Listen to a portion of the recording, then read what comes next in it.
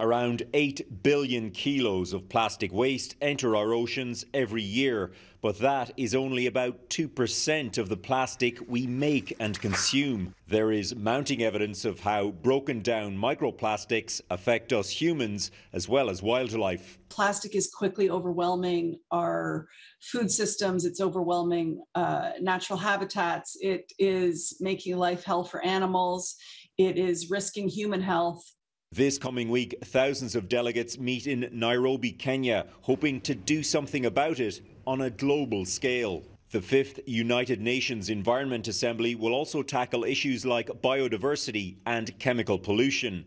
But many eyes will be on plastic progress, with Canada co-facilitating those negotiations. Primary sticking points will be around this issue of legally binding, whether or not countries actually do commit to these mandatory and specific obligations and targets. The United Nations Environment Program has done a number of analyses that have shown that voluntary commitments are just not going to address the crisis in the way that we need them to. Delegate Jane Patton says the ideal outcome will be to set a mandate for governments to negotiate a binding treaty by the next meeting in 2 years, one that tackles plastic production and consumption as well as waste management. That's really the only way that we're going to be able to actually curb the harm that comes from plastics and plastic pollution. Less than a tenth of plastic waste in Canada is recycled. Most goes straight to the landfill.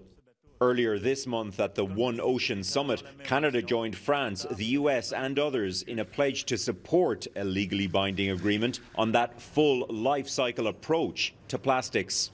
And in January, more than 70 large companies that make plastics and sell their products in plastic called for something similar. I think the consumer brands that have their names on these things when they wash up on our beaches are at risk if they don't do something. The Canadian government says it wants to enforce a ban on 6 single-use plastic items like straws, cutlery and bags by the end of this year. Some municipalities have already moved ahead with similar initiatives. Redmond Shannon, Global News, London.